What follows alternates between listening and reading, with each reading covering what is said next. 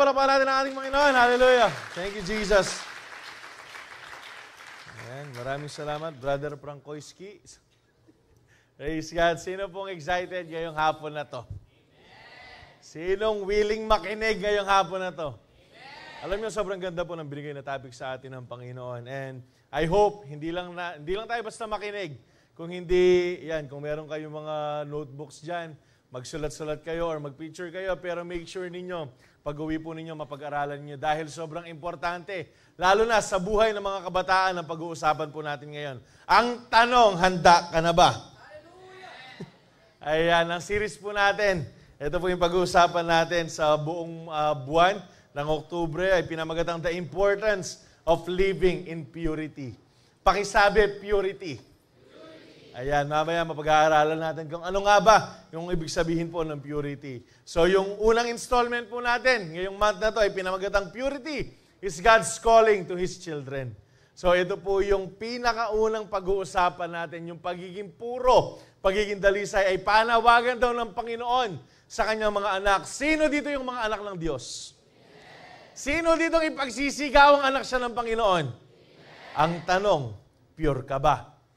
Alright, so mamaya po, sagutin natin. And I hope, lahat tayo, mamuhay talaga tayo na mayroong kabanalan. And alam nyo kung papansinin nyo sa mundo ngayon, isa to sa mga pinaka hindi na pinapahalagahan. Yung purity, mamaya, i-discuss ko sa inyo. So, i-explain ko lang, purity in the Bible is defined as being free from sin, moral corruption, and defilement.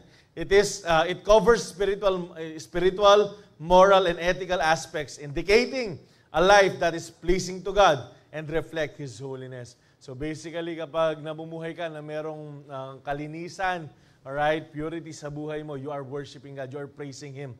Alright, at ang sabi po dito, yung meaning ng purity or yung mga kasing kahulugan po niya, cleanness, ayan, sa English, pureness, uprightness, righteousness, blameless, spotless, virtue, and integrity. Yan po yung kasing kahulugan ng salitang purity. Sa Tagalog, para hindi tayo mahirapan, para mas magets natin ang ibig sabihin, ay kalinisan, kadalisayan, kabanalan, kawastuhan, puro, dalisay, malinis. Ito daw yung panawagan sa atin ng Panginoon. So, manggagaling yung pag-uusapan po natin sa 1 Thessalonians 4:1-8, yung kabuuan ng pag-uusapan po natin, i-scrutinize lang natin yan. Hahati-hatiin natin. Alright, so sabi po dito, as for other matters, brothers and sisters, we instructed you how to live in order to please God, as in fact you are living. Now, we ask you and urge you in the Lord Jesus to do this more and more. For you know what instructions we gave you by the authority of the Lord Jesus. Verse 3, it is God's will that you should be sanctified. Ang sabi po, that you should avoid sexual immorality, that each of you should learn to control your own body in a way that is holy and honorable, not in a passionate lust like the pagans who do not know God, and that in this matter no one should wrong or take advantage of a brother or sister. The Lord will punish all those who commit such sins, as we told you and warned you before. Verse 7, for God did not call us to be impure, but to live a holy life. Last verse po. Therefore, anyone who rejects this instruction does not reject a human being, but God, the very God who gives you His Holy Spirit. Tayo po manalangin.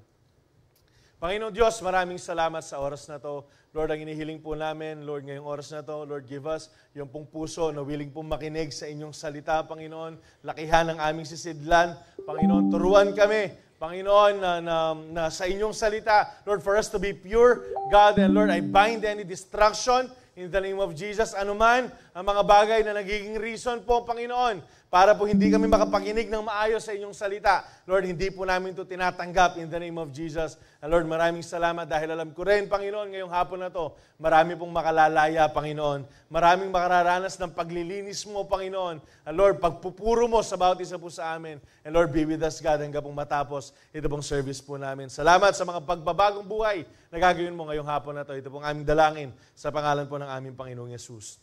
Amen and amen. So, nung nasulat, ito pong 1 Thessalonians po na to, nung nasulat po ito ni Paul kanina, nabanggit po ni Pastor Ron sa akin, alam nyo ba kung gaano lang siya katagal bago niya masulat sa Thessalonica? Itong sulat na to, sabi po ni Pastor Ron, 3 weeks lang.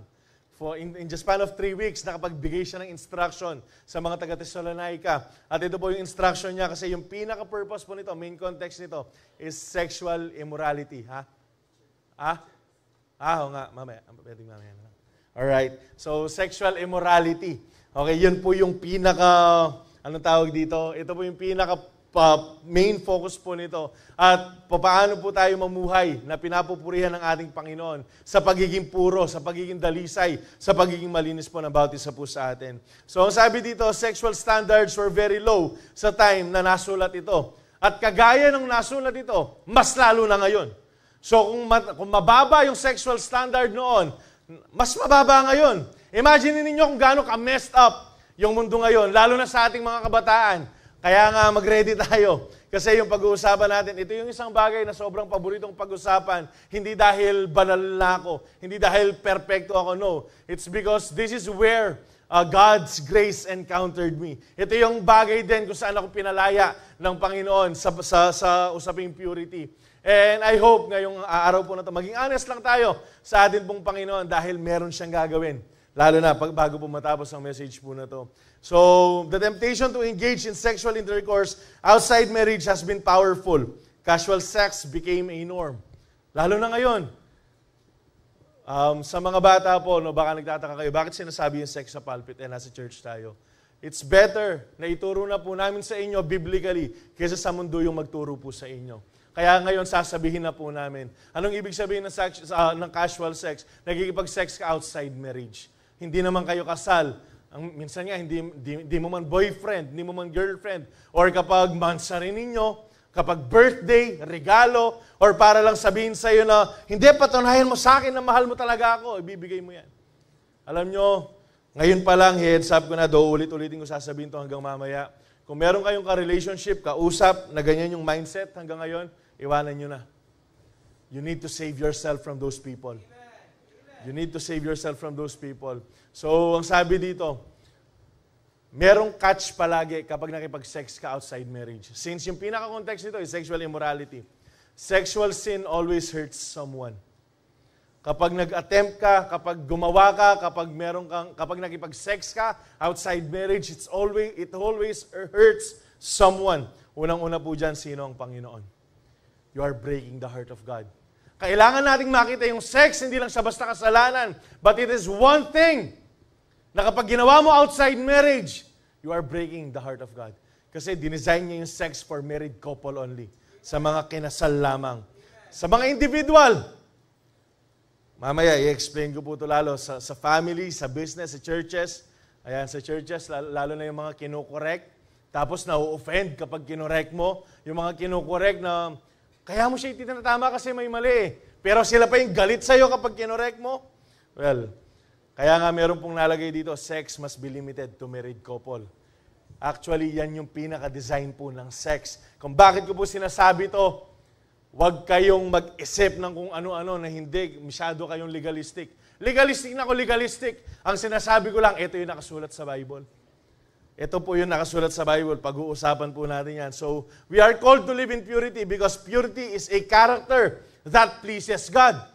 So, yung pagiging banal, dalisay, malinis po natin, ito daw po yung karakter, pag-uugali ng isang Kristiyano na nagbibigay kapurihan sa Diyos. Our only goal is to please God in this life and in the eternal life to come. Kasi bakit? Hindi pwedeng, dito, hindi muna ako magiging pure sa langit na lang. Hindi. Walang impure sa langit.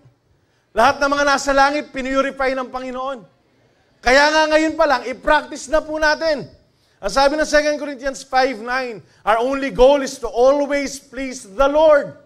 Always please the Lord. Nasa bahay ka man, nasa pag-aaral ka man, nasa trabaho ka man, you should always please the Lord.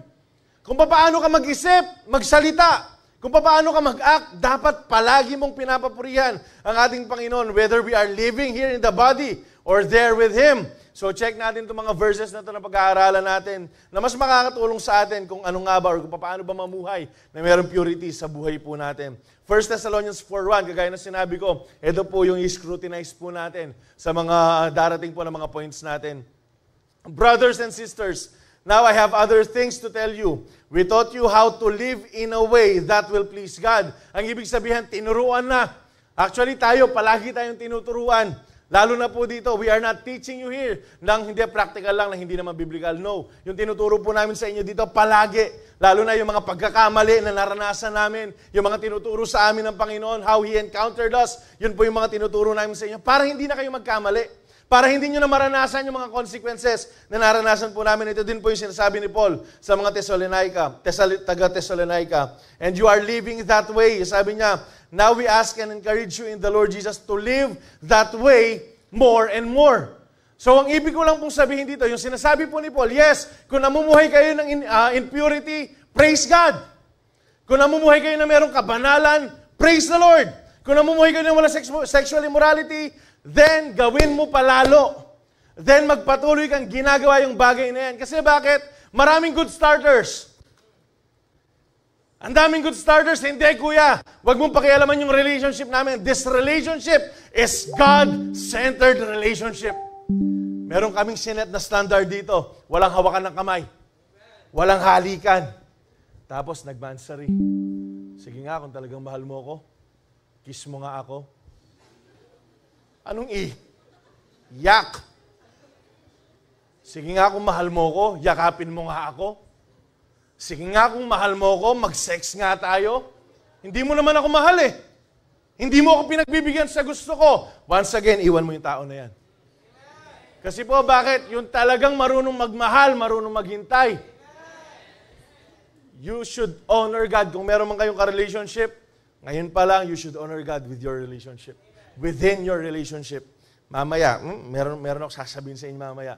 Ngayon, kung namumuhay ka, good job. Magpatuloy ka pa. Ngayon, kung nag-fail tayo, praise God, meron namang grace eh.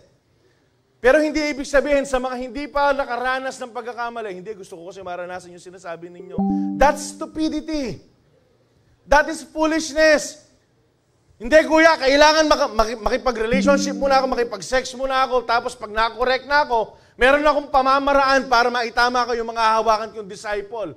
Huy! First and foremost, hindi kita ipopromote na forerunner kung meron kang compromise. Excuse me, wag natin tignan yung ministry na hindi kahit sino nakakapasok. No. Banal po itong lugar na to. Kaya dapat sinasanay na po natin yung sarili po natin. Kaya nga ang sabi dyan, alam ko na namumuhay na kayo dito. That's why I encourage you to live that way more and more. Kung banal ka na, mas magpakabanal ka pa. Kung namumuhay ka, kung naghihintay ka na, maghintay ka na ng diretso. Hindi yung segue ka pa eh. You represent. I'm burger na.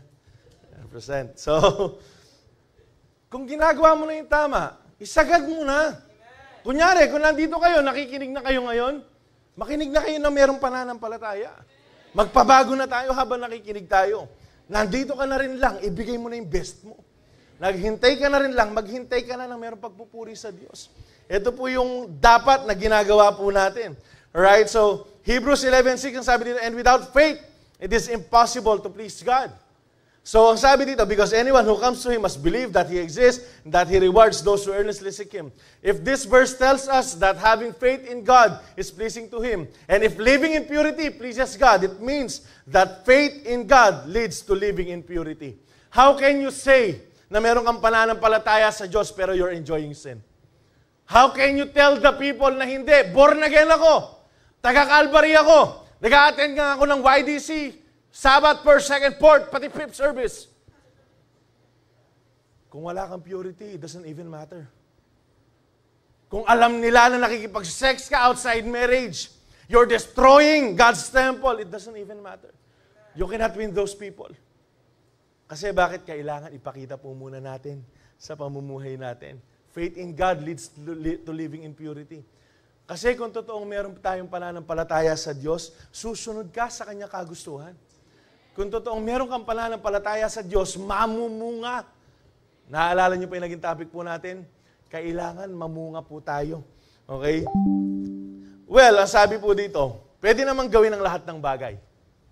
Ang tanong, tama ba? Pwede naman makipag-sex eh. Ang tanong, pwede naman mag-drugs eh. Pwede naman kayo mag-rebelde sa magulang eh. Pwede naman kayo magkading, mangopya. Pwede naman eh. Ang tanong, tama ba? Kuya, ano bang standard natin ng tama? Salita po ng Diyos. Ang tanong, tama ba makipag-relationship sa wala sa oras?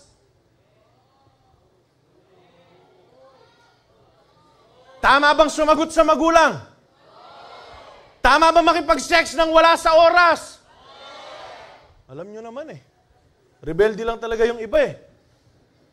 Tama bang tumakas na lang sa CU?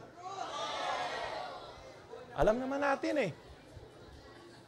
Tama bang magsinungaling? Hindi, kuya, bibili lang ng soft drinks doon. Saan ka bumili? Subic? Hindi ka na bumalik sa CU? Pwede naman. Ang sabi po ng 1 Corinthians 10:23, everything is permissible, but not everything is beneficial. I-check po natin palagi. Pwede naman natin gawin ang lahat ng bagay, pero hindi lahat makakatulong sa spiritual nating pamumuhay. Ngayon, kung magdi-decide ka, palagi mong iisipin, is it right in the eyes of the Lord? Tama ba to sa harapan ng Panginoon? Kung hindi, wag mong gawin. Ngayon, kung tama, kung alam mong mapupurihan ng Diyos, then do it. Huwag mong pigilan yung sarili mong gawin yung bagay. Ano ba yung mga tama na yan? For example, gusto kong mag-share, tama ba kaya to? Tama ba mag-share ng gospel? Tama ba maging mabuting tao? Tama ba tumulong, maging mapagbigay? Alam niyo naman eh, gawin na lang natin. Alright? Palagi nating tanongin yung sarili natin, yes, pwede nating gawin ang lahat. Ang tanong, tama ba to sa harapan ng Diyos? Ang sabi ng Hebrews 10:38, and my righteous ones will live by faith, but I will take no pleasure in anyone who turns away. Sino po yung righteous ones dyan? Yung mga banal. Sino po yung pinabanal ng Panginoon? Tayo. Nilinisan na po tayo ng Panginoon. The moment we accepted Jesus as our Lord and Savior, meron pong justification na nangyari. Pinatawad na tayo just as if we did not committed any sin. Yan po yung ginawa ng Panginoon sa bawat isa po sa atin. So basically, meron na tayong imputed righteousness. Pero hindi ibig sabihin na dahil righteous tayo sa ginawa ng Panginoon, titigil na tayong strive natin or gawin natin ang lahat para maging banal tayo. No. Tuloy-tuloy po yung proseso na yan. After po ng justification, kailangan ng sanctification. Yung sanctification, yun po yung paglilinis na ginagawa sa atin ng Panginoon. Kasi araw-araw nadudumihan tayo. Araw-araw nagkakamali tayo. Kaya nga kailangan po natin yung paglilinis ng ating pong Panginoon. To live by faith is equal to purity. So kung talagang namumuhay ka nang meron pananampalataya, talagang meron kang purity. Pareho po yan. Hindi po pwedeng wala yung isa. Hindi pwede naman wala akong faith, pure ako. Hindi ka totoong pure nun. At hindi pwedeng may faith naman ako pero wala akong purity. Hindi rin po pwede yun. Okay? They both go hand in hand. Magkasama po yan. Meaning, pag impure ka naman, kapag meron kang karumihan, kapag meron compromises, kapag meron mga tinatagong kasalanan, ang ibig sabihin, hindi ka namumuhay sa pananampalataya. Nakukuha po ba natin? Nakukuha po ba natin? Purity is not optional, but essential. Hindi po yan kapag gusto mo lang. Hindi, alam nyo, palagi nating piliin yung purity kasi kailangan po to ng bawat isa po sa atin. Pangalawa, we are called to live in purity because, ang sabi po dito, purity is a will of God for His children. So una, kung gusto ng Panginoon, ang sabi dito, ito yung character na nagpiplease sa Panginoon. So, ang ibig sabihin ng pangalawa, ito yung gusto ng Panginoon para sa atin. Ito yung inaasahan, ina-expect ng Panginoon para sa atin. That's why it will never be okay na mamuhay ka sa kasalanan. Marami pong maraming mga preacher ngayon, maraming magagaling magsalita ngayon, nasasabihin nila, hindi, okay lang na nagkakasala ka. Kasi papatawarin ka naman ng Diyos eh. Kailan pa sinabi ng Bible na okay lang magkasala ka? Never naging okay sa Diyos ang kasalanan. Why? It cost Him His one and only Son. Bakit magiging okay sa Kanya yung kasalanan? Kaya nga never magiging okay po sa Panginoon ang kasalanan. At ito po yung dapat na tinatanggihan natin. Kung ayaw po ng Panginoon, umayaw din tayo. Kung ayaw po ng Panginoon, wag nating mahalin. Ayaw nga ng Lord yan eh. Ito po yung isang bagay na kinamumuhian ng Panginoon, kasalanan. Ngayon, kung kinamumuhian po ng Panginoon yan, wag mo namang, hindi, okay lang, may grace naman. Foolishness. Kung ginagawa mong pananggalang yung biyaya ng Panginoon para i-excuse mo yung kasalanan mo, you don't understand yung Bible na binabasa mo. Or less, baka hindi ka nagbabasa ng Bible at hindi mo kilala yung Diyos na meron ka. YDC. Ang ating pong Diyos, pure po siya. He was blameless. He was spotless, that's why naging karapat-dapat po siya na maging kabayaran sa kasalanan po natin. Kung hindi po siya pure, hindi siya pwedeng magbayad ng kasalanan natin, but He is. He was pure. Nung napako siya sa krus, wala siyang kasalanan. Naging kasalanan siya para sa atin. At ito din po yung gusto ng Panginoon na makita niya sa atin. Imagine, we are shouting it out. We are proclaiming. Lalo na mag-campus ministry, sa lahat ng mga ministers, bigay todo tayo sa church, pag uwi, demonyo tayo. Hindi pwedeng ganon. Sabi nga ni Pastor Radley, tanggalin natin yung galing demonyo. Yung buhay demonyo. Kasi bakit? Dapat nakikita sa atin buhay na puro. Dapat nakikita sa atin si Kristo po mismo. Hindi po buhay demonyo. Ang sabi ng 1 Thessalonians 4:3-5, it is God's will that you should be sanctified. Ano po yung sanctification? Na malinis po tayo. Ang will ng Panginoon, manatili po tayong malinis at magpatuloy po tayo sa kalinisan. Ito po yung gusto ng Panginoon sa atin. That you should avoid sexual immorality. That each of you should learn to control your own body in a way that is holy and honorable, not in a passionate lust like the pagans who do not know God. Ang sabi po dyan, that you should avoid sexual immorality. Paano ka magiging sanctified? Paano ma-sanctify yung buhay natin? Sa konteksto po ng binabasa natin, avoid sexual immorality. Avoid pornography. Avoid masturbation. Kung yung Facebook mo nagkukos sa'yo na manood ka ng porn, remove it. Ayaw kasi nating tanggalin eh. Ang problema, yung bagay na gustong tanggalin sa atin ng Panginoon, niyayakap natin. Yung TikTok, yung threads, nanipita mo ito? Ha? IG. Alam nyo, Yahoo. Kung yung mga bagay na yan, nagkukos sa inyo na magkasala kayo for you to commit sexual immorality, tapos hindi nyo tinatanggal, mas mahal nyo yung sarili nyo kaysa sa Diyos. At saka ito yung real talk lang, papunta kayo ng impyerno. Papunta kayo ng impyerno. Totoo man. Kung nag-e-enjoy ka pa rin na magkasala, na manood ng porn, hindi kuya, wala naman nakakakita sa akin eh. You are denying the very existence of God. Palagay mo, saan ka pupunta? Kapatid, kailangan natin tanggapin, yes, nagkakamali tayo, pero hindi natin pinipili na magkasala tayo. Kaya nga alam nyo, yung namumuhay na puro, ganito eh. Kapag nandun ka na dun sa point na parang gusto mo nang magkasala, ang bigat niyan sa puso. O kaya yung nakapag-commit ka ng kasalanan, nakasigaw ka, nagalit ka, or kunyari, for so long, hindi mo ginagawa, tapos na-addict ka na naman, nagawa mo na naman yung hindi mo ginagawa. Alam mo, ang bigat sa puso nun. Kasi ginagawa mo yung hindi ka na mamuhay dun eh. Pero nagkamali ka. Pero iba yung wala ng conviction. Actually, delikado ka kapag wala ng conviction. Kuya, ano yung conviction? Yung nag-e-enjoy ka ng gumawa ng kasalanan. Yung kapag real talkan lang, kapag nanonood ka ng pornography, namimili ka na ng page. Kapag sa Facebook mo, yung algorithm niyan, puro mga babae na hubad na sumasayaw,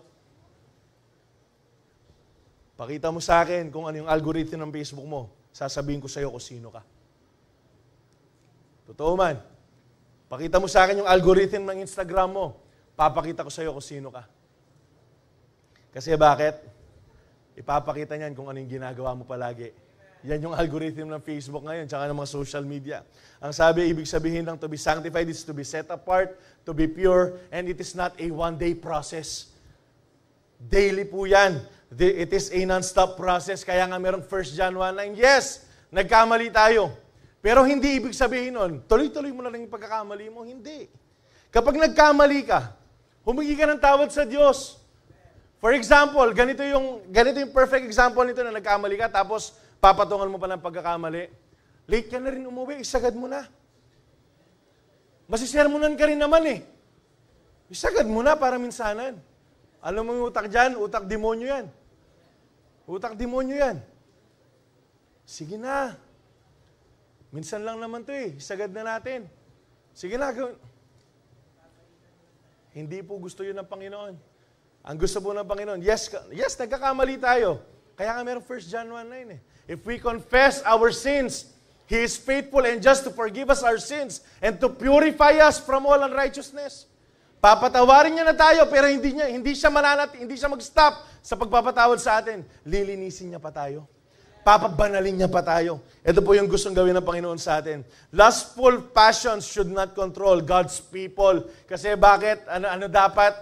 Dapat nabubuhay po tayo, hindi sa lustful thoughts po natin, sa mga desires natin. Dapat sa salita po ng Panginoon. Kasi kapag ginawa mo, itong lustful thought na to, nag-act ka sinfully, ginawa mo yung, lalo na sexual immorality, since ito po yung focus natin ngayon, ito po yung sabi nito.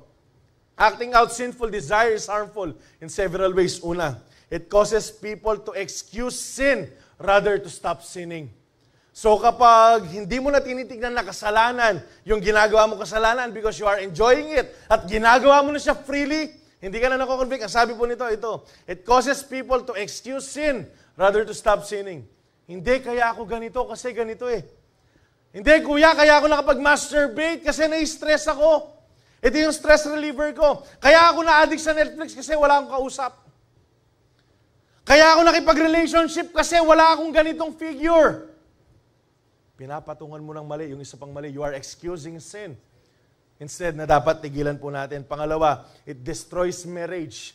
Even yung mga potential marriage po na mangyayari. Imagine mo, merong sinet sa iyo si Lord na the best. Pero dahil sa laman na meron ka, nagsettle ka sa less. Nagsettle ka dun sa hindi naman dapat yun yung para sa iyo. Kasi merong inihanda para sa iyo yung Panginoon na dapat at karapat dapat na maging partner mo. Kaso samal ka eh. Huwag tayong magsamal. Pakisabi, huwag kasamal. Maghintay tayo. Pangatlo, it is a deliberate rebellion against God. Kapag ginawa po natin itong mga bagay na to, yung mga compromises na to, freely ginagawa natin, against po yan sa Panginoon. And last but not the least, ang sabi nga, kagaya na sinabi ko kanina, it always hurts someone. God, yourself, and that person. Kapag nakipag-sex ka outside marriage, sabi dito, sino ba yung, kunyari ganito, isipin natin. Kapag nakipag-sex ka sa isang tao, alam nyo kung ano yung risk niyan, na hindi mo asawa? Alam nyo kung ano yung risk niyan? Sakit. Alam nyo kung ano yung mga sakit na pwede mo makuha? AIDS, STD, ABC. Maraming sakit. Spiritually, alam nyo ba kung anong meron dyan? Ungodly soul ties.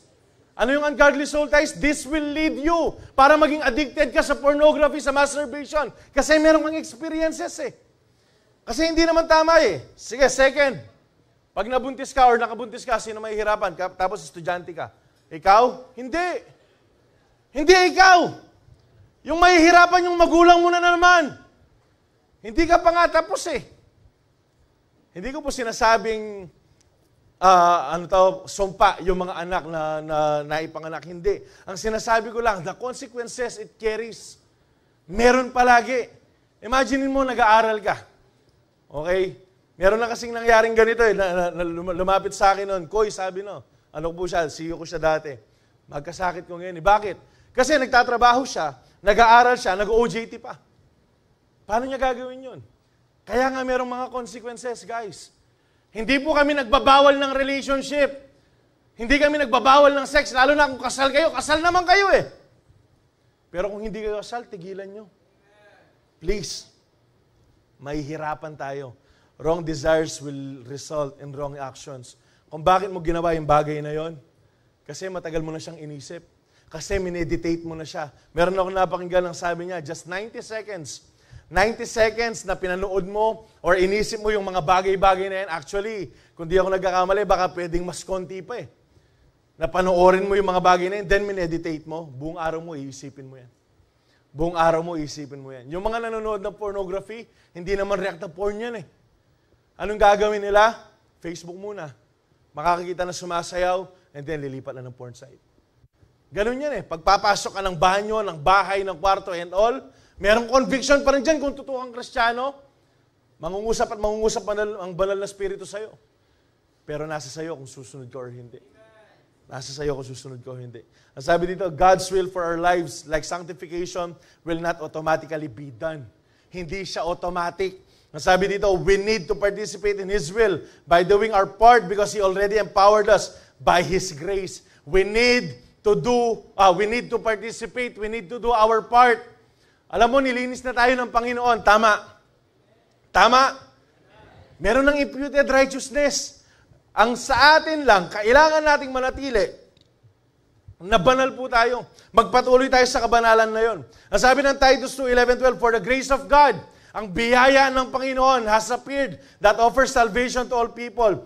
It teaches us to say no to ungodliness and worldly passion and to live a self-controlled, upright, and godly lives here in the present age. Ang sabi po dyan, yung biyaya ng Panginoon, hindi siya excuse para magkasala ka. But it is our license to say no. Ito yung power natin para mag-no tayo sa kasalanan. Kaya maraming nagpo-fall sa kasalanan, you don't know how to say no. Nahihirapan kang mag-no. There was this one time, meron nag-confess sa akin. Sabi niya, yun nga, merong nangyari, physically, nagkaroon ng intercourse. Tapos nagsimula saan? Kinikis niya ako, hindi ako makapag-no. Kunyari, pag inom, hindi, kuis, yung mga barkada ko kasi, hindi ako makapag-no sa kanila. Ano ba? Pakikisama ba? Sa pakikisama mo, yun, nakisama ka sa kanila. Alam nyo, this generation needs to learn on how to say no. Hindi naman po sa Panginoon yan eh. Yung pag-no po natin sa mga masasamang bagay. Alam mong magda-drugs eh. Sama ka? Alam mong iinom ng alak eh. Sasama ka? Hindi ko, Kristiyano ako. Walang makakapag-tempt sa akin. Tas uwi ka, amoy chiko ka. Huwag niyong sabihin sa aming imposible yan, kuya. Malalim ako. We've been there. Huwag kayong makipaglaro sa temptation.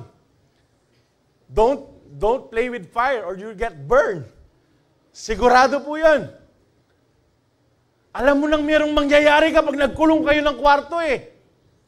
Alam mo yung temptation, ganyan na ganyan eh. Tapos sasama ka pa. Hindi ko yung magba-Bible study kami. Damay mo pa yung Diyos. Hindi kuya, magpipray lang kami. Hindi mo naintindihan. Mag-aaral kami ng leksyon. Kailangan nakatago. Magtitisis kami. Anong thesis yan? Ang sinasabi ko lang dito, dapat tayong mag-no. Kung alam natin na hindi makakatulong sa atin, let's say no. Kung yung mga barkada mo, ililid ka para uminom ka ulit, mag-drugs ka ulit, mag-vape ka, mag-yosi ka, umalis ka, no, hindi ako sasama. Alam nyo, dumating sa pagkakataon, praise the Lord. College, graduating student po ako nito. Meron akong mga tropa, yung palagi kong kinukwento sa inyo, nakasama ko nagdodota. This is Friday. Kasi Friday noon, meron kaming umpukan. Sa may, di ko alam kung sa Holy noon or sa Nepo, pero merong umpukan noon. And then, sinasama nila ako, Zap, tara, Dota. Sabi ko, no. Ali ko, Togi, ating kaming gawan po ito. Nag-no ako. Tinayuan ko yung pag-no. Alam nyo kung anong ginawa sa akin? Yung mga tropang, tinuturing ko na tropa ng mga kapatid. You know what they did? Binlock nila ako sa Facebook. And I don't even care. Kasi bakit? Mas pinapapurihan ko yung Diyos kaysa sa kanila. Kasi that is the moment na talagang tumatalikod na ako sa kasalanan. And it is a good choice. It is worth it. Piliin mo yung Diyos kaysa sa mga to. Oh man. All day. I would choose God all day. Totoo man. Kung meron kang ka-relationship ngayon, o kaya kung meron kang kausap ngayon na hindi mo naman syota, learn to say no. Ito, shinare to ng asawa ko kay Pastor Vlad. Check nyo to. Ang sabi dito, if you have to sacrifice your purity to be with somebody, that person is hell-sent.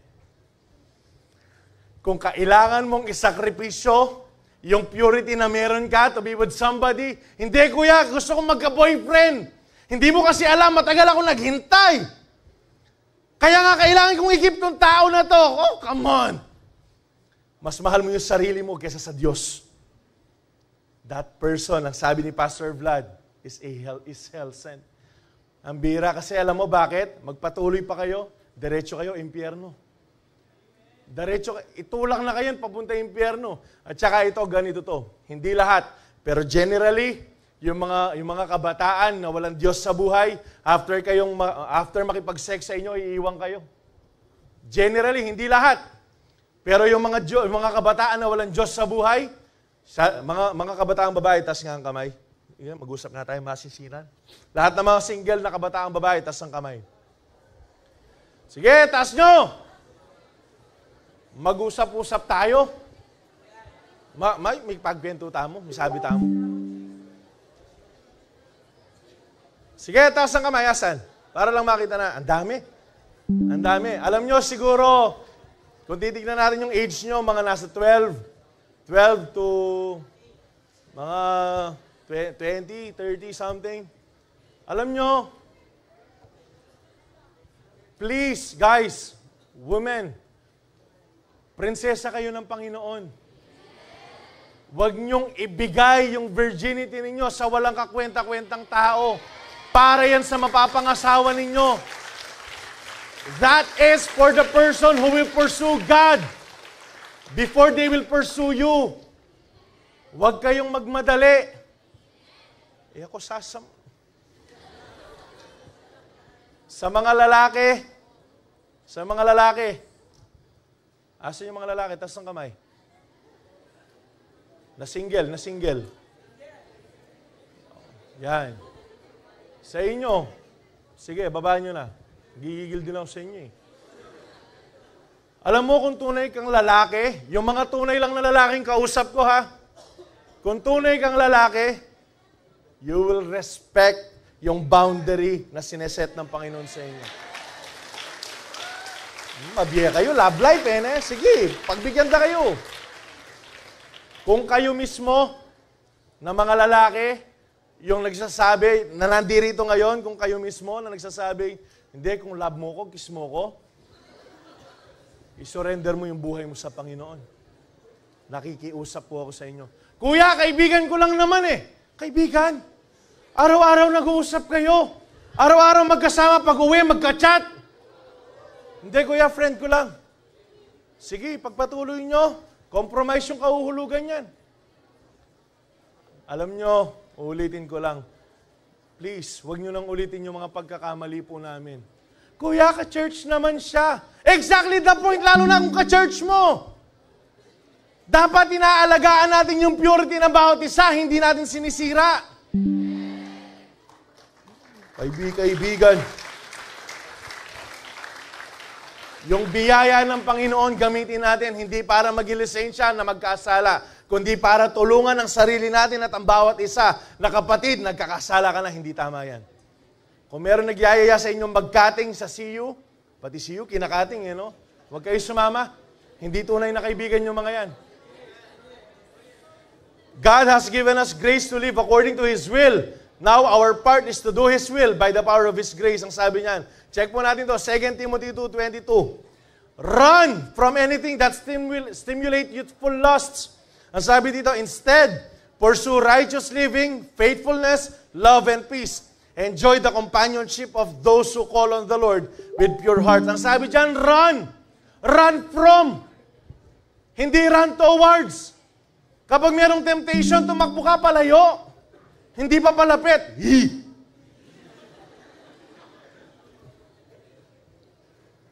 Love, punta ka sa bahay, walang tao. Pumunta ka, wala nga tao eh. Love, gawin natin to, ganito. Alam nyo, ang sinabi po ni Paul kay Timothy, si Paul po yung nagsasabi nito kay Timothy, lumayo ka, tumakbo ka papalayo sa kasalanan. Alam nyo po yung youthful lusts, kasi bakit youthful lust? Hindi naman to pang kabataan lang. Pero dahil nagsisimula yung curiosity natin kabataan, gusto nating gawin lahat, gusto nating subukan lahat, hindi kasi parang masarap yung ganito. Hindi, alam nyo, hindi nyo na kailangan magkamali para matuto. Matuto na kayo sa pagkakamali ng mga matatanda sa inyo. Amen ba? Nakukuha po ba? Ang sabi dito, meron akong nabasa, running away is sometimes considered cowardly. But wise people realize that removing themselves physically from temptation often can be the most courageous action to take. Alam nyo ba, sa mga addicted sa porn hanggang ngayon, ito suggestion ko, huwag kayong magsulo sa bahay. Huwag kayong magsulo sa banyo. Huwag kayong magsulo sa... Kunyari, meron temptation sa banyo. Or sa... Huwag kayong magsulo sa banyo. Ano, sama nyo lahat sa banyo. Mali, sorry. Sorry. Kunyari, nasa banyo ka. You are being tempted. Listen. Kunyari, nasa banyo ka, you are being tempted, alam mo kung ano yung gawin mo? Lumabas ka agad ng banyo. Second, kung natitempt ka because of your phone, iwan mo yung phone sa labas. Kung nasa kwarto ka, you are being tempted to watch pornography, to masturbate, lumabas ka ng kwarto kasi bakit? You will not watch porn with your parents. Hindi ka manonood ng porn kapag kasama mo yung kapatid mo. Nakakahiya. Lalong-lalo na kapag nasa labas ka ng bahay. Gumawa ka ng bagay para umalis ka sa temptation. Huwag kang lumapit sa temptation. Kuya Zap, you don't understand. Palay na yung lumalapit sa manok. Ang tanong, manok ka ba?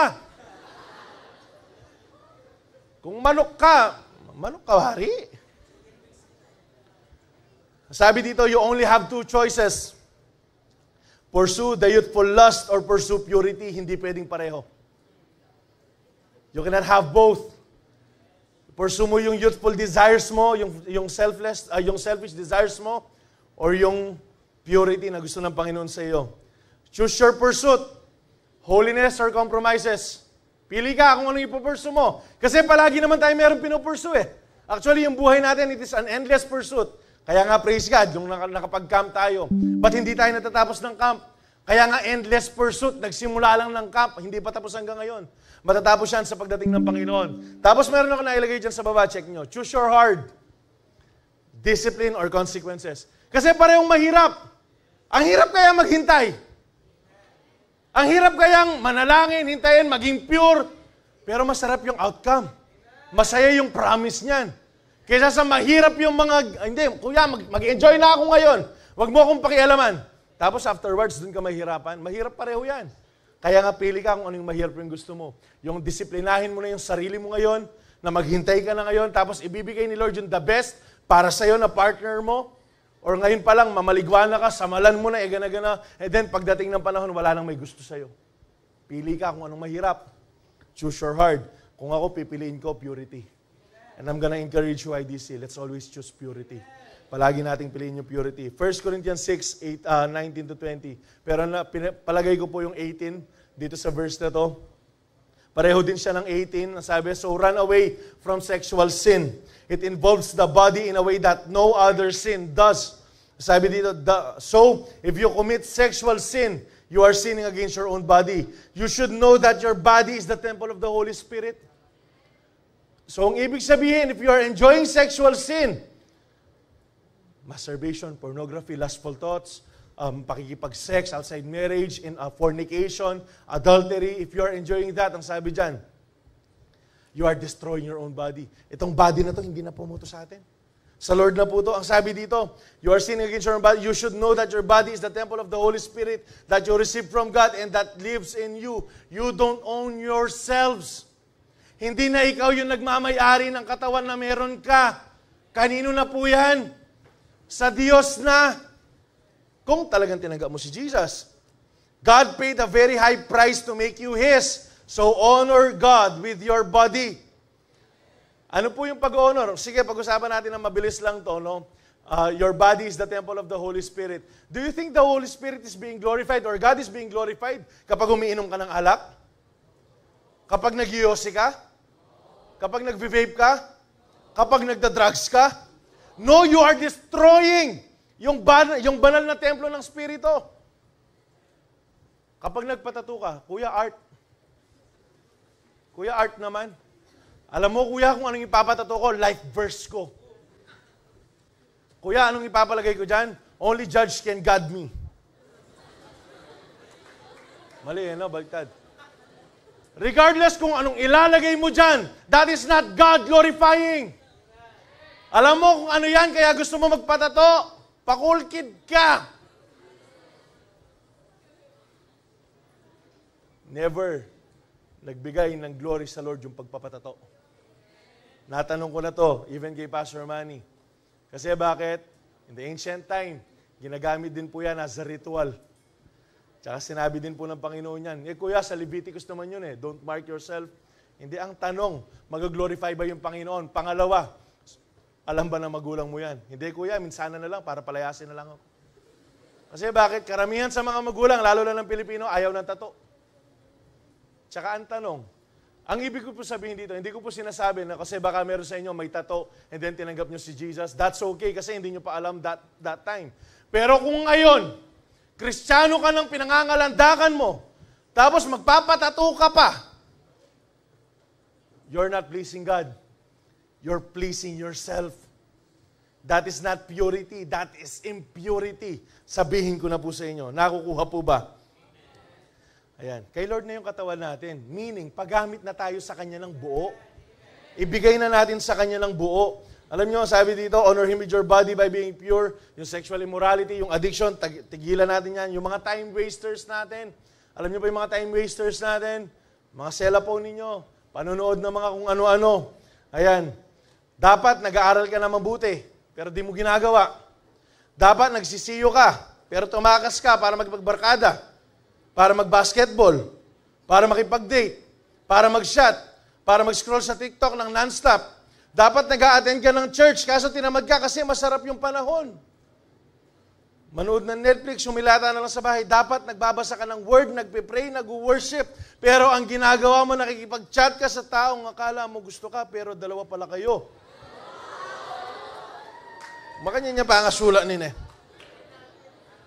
Aray ko. Hindi ka naman priority. Palipas oras ka lang. Kaya nga, ito po yung sinabi ni Paul Okay, kidding aside, ito po yung sinabi ni Paul na he moved sa Romans po from 1 to 11, nagaling niya sa theological to practical kasi nga ito yung gustong ituro sa atin ni Apostol Pablo at gustong ituro din sa atin ng Panginoon. Romans 12, 1 to 2, para mamuhay tayo as redeemed people. Ang sabi ng Romans 12, 1 to 2, therefore I urge you, brothers and sisters, in view of God's mercy, sa paningin ng Diyos, kasi dito tayo nanggaling, to offer your bodies as living sacrifice, holy and pleasing to God. This is your true and proper worship. Ito yung tunay mo na pagpupuri sa Diyos. Do not conform to the pattern of this world, but be transformed by the renewing of your mind. Then you will be able to test and approve what God's will is, His good, pleasing, and perfect will. Meron po akong nasulat dito, purity requires participation. Kaya ngayon nabanggit din to ni Chastity kanina sa akin, yung purity is intentional po yan. Hindi yan basta-basta, kailangan ginugol mo. Kailangan dinidesire mo na maging pure ka. So, ang ibig sabihin, it is possible, ang sabi dito, sa binasa po natin, no? It is possible to avoid most worldly customs and still be proud. Check natin to. It is possible to avoid most worldly customs and still be proud, covetous, selfish, stubborn, liar, rebel, and arrogant. Only when the Holy Spirit renews, re-educates, and redirects ito pong buhay natin at yung kaisipan po natin, we are truly transformed. Kaya nga kailangan natin ng Holy Spirit At praise God, hindi lang yung Holy Spirit yung tumutulong sa atin, maging yung biyaya po ng Panginoon kasama po natin para matanggal yung mga kasamaan, mga impurities sa buhay po natin. God wants to use our bodies as living testimony that is holy and pleasing to Him because this is the way to truly worship Him. Alam nyo ba, kahit patalon-talon tayo dito, sigaw-sigaw, iyak-iyak tayo dito, but if we are still living in impurity, kung hindi natin pinamumuhay yung purity or sa labas, nag-enjoy pa rin tayo sa kasalanan, that is not true worship. That is not an acceptable worship sa harapan ng ating pong Panginoon. Alright, ang sabi dito, but we need to change the way we think according to the truth of His Word. Then, we will be able to understand His perfect will para po sa bawat isa sa atin. Last but not the least, we are called to live in purity because purity is a commandment from God. Bakit natin kailangan maging pure? Kasi ito po yung pinag-uutos ng Panginoon.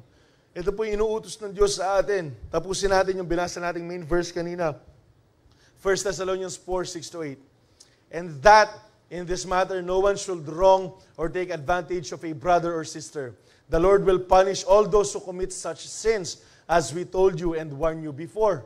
Meron pong karampatang kaparusahan kapag hindi natin ginawa ang pinapagawa ng Diyos. For God did not call us to be impure, but to live a holy life. Therefore, anyone who rejects this instruction does not reject a human being, but God, the very God who gives you His Holy Spirit. Kaya nga kung papansinin natin, purity is a protection. Lahat ng mga namumuhay na mayroong purity, pinoprotektahan mo yung sarili mo. Sa anumang pwedeng gawin at kayang gawin ng Panginoon sa atin. Ang sabi po dito, you are without purity, you are exposing yourself to be a target to Satan. Kasi paglalaroan ka na Kasi ano na yung pwede niyang gawin sa'yo? You are opening a portal para makagawa yung mga demonyo sa'yo. God called us to live a holy life, which is a commandment from Him. Those who refuse to obey will surely be punished. Meron sigurado pong kapahamakan na naghihintay sa atin. Consequences na naghihintay sa atin kapag hindi tayo namuhay na meron pong purity sa buhay po natin. Sabi ng Leviticus, marami to pero babasahin na lang natin na mabilis. Sa Leviticus 11:45, I am the Lord who brought you out of Egypt to be your God, therefore be holy because I am holy. Ganyan din po yung sinabi sa Leviticus 19:1-2, be holy because I, the Lord, your God, am holy. Ang sabi din ng Leviticus 20:26, you are to be holy to me because I, the Lord, am holy. Naniniwala ba kayong banal ang Diyos? Naniniwala ba kayong puro ang ating Panginoon? Then, be pure. Ito po yung panawagan sa atin, mga kabataan, mga kapatid, maging puro po tayo sa harapan ng Diyos. 1 Peter 1, baka sabihin nyo, puro Old Testament yan. Ito po, New Testament. 1 Peter 1:15-16, but just as He who called you is holy, so be holy in all you do. For it is written, be holy because I am holy. Sa lahat ng ginagawa mo, maging banal ka. Sa lahat ng sinasabi mo, maging banal ka. Sa lahat ng iniisip mo, maging banal ka. Kasi ito po, yung gusto ng Panginoon sa atin, magpakabanal po tayo. Kabataan, kapatid, yung bang nasa puso't isipan mo ngayon, nagbibigay kapurihan sa Diyos. Kung hindi, tigilan mo na yan. Lahat dapat ng umiikot po dyan, mga bagay na nagbibigay kapurihan sa Diyos. Kasi bakit? We are created to worship God. We are created to be pure, to this life na maging buhay na papuri po sa atin pong Panginoon. Hindi para magpakulkid ka lang. Hindi para magpa-chill-chill ka lang. Alam nyo ba, isa sa mga, segue ko lang ng konti, isa sa mga tao or isa sa mga aspeto ng buhay na patuloy na I look up to, yung mga guro. Yung mga guro, they are not pastors. Okay, but they are teaching and leading yung young generations para po mas maging mabuti silang tao. Kaya nga ang tawag po sa kanila second parent din eh. Okay, paglabas po nilang ng paaralan. And praise God kasi marami sa ating church ngayon ay yung mga nagtuturo. Marami po tayong mga teachers ngayon dito. And we just want to praise you sa mga buhay ng mga teachers po natin na patuloy na ginagamit yung buhay po ninyo para makapagturo ng mga kabataan. Kasi kung hindi pa darating ang Panginoon, malay mo, yung mga tinuturuan mo, yung maging pastor ngayon. Sila yung hindi magiging magnanakaw sa Senado. Sila yung magiging engineer na walang ghost projects. Kaya, sesegue lang din natin. Since Teachers Month ngayon, tapos na. Tapos na, kahapon, dami yung chocolate, no? Ayan, gusto po natin i-acknowledge muna lahat ng teachers. Can you all stand up, please? Lahat ng mga teachers po natin. Lahat ng mga nagtuturo, public school, private school, basta lahat ng mga teachers po natin. Sige po, lahat ng mga guru po natin. Pogi na Sir Mark, oh. Ayan. Ayan. So, sa lahat ng mga teachers po natin, maraming salamat sa buhay po ninyo. Ayan, sige, papurihan po natin ang Panginoon. Sige po, tayo po tayo. Sa lahat ng guro. Ayan. Alam po namin na hindi madali yung ginagawa po ninyo. And alam po namin na hindi sandali. Mahirap. Pero papuri po sa Diyos sa mga buhay ninyo. I hope wag po kayong magsawa na mag-mold na mga future ng mga kabataan. And mabilis lang, pwede ba natin ipag-pray yung mga teachers po natin? Talak! Pag-pray namin kayo eh. Mag-declare lang tayo ng blessings sa kanila dahil sa mga kabataan, gusto ko lang sabihin, hindi nyo po kaaway yung mga teachers po ninyo. Kakampin nyo po sila. Amen. Tutulong sila sa inyo. Sige, stretch nyo yung mga kamay ninyo sa kanila. Let's just pray for them. Ayan, sige, lahat, kung meron kayong katabi, hawakan ninyo, wag lang sa liig. Ayan, sige, i-bless natin sila.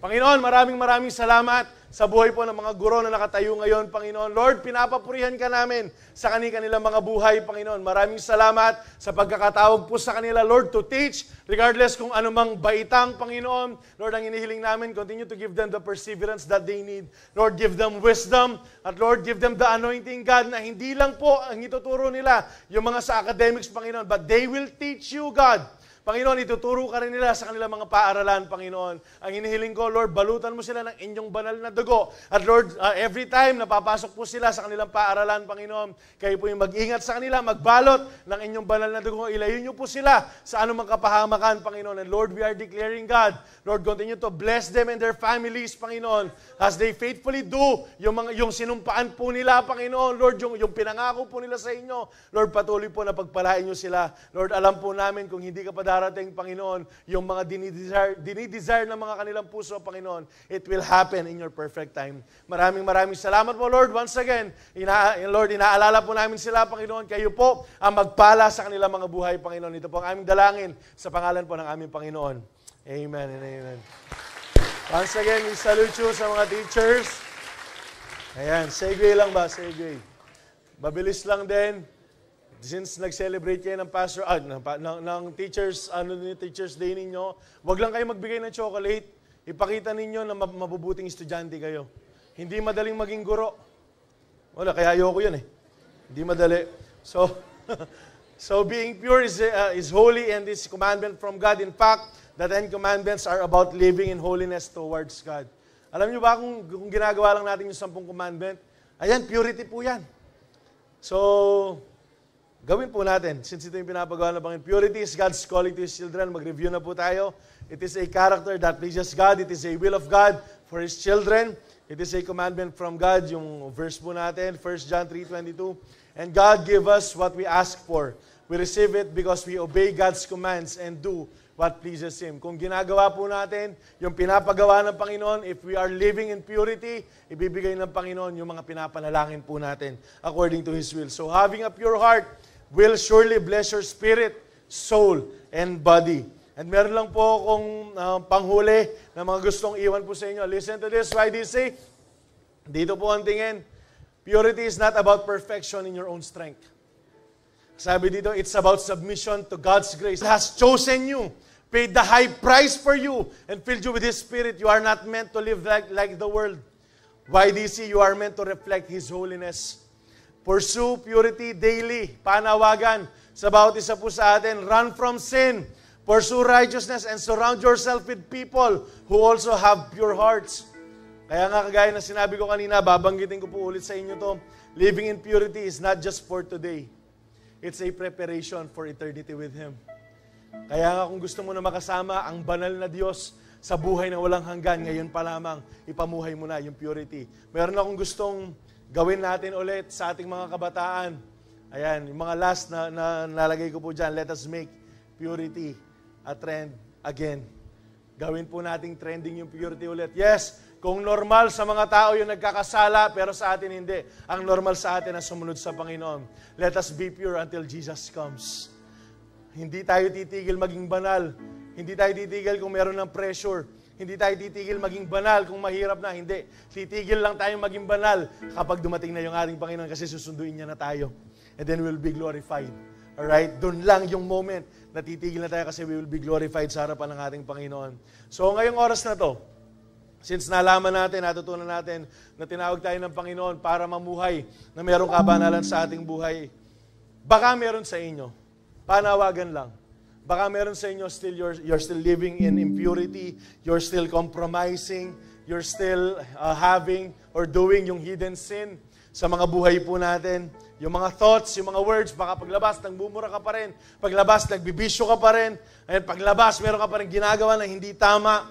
Ayan, or simply, gusto mo lang i-rededicate yung buhay mo sa Panginoon. Simple lang mga kapatid.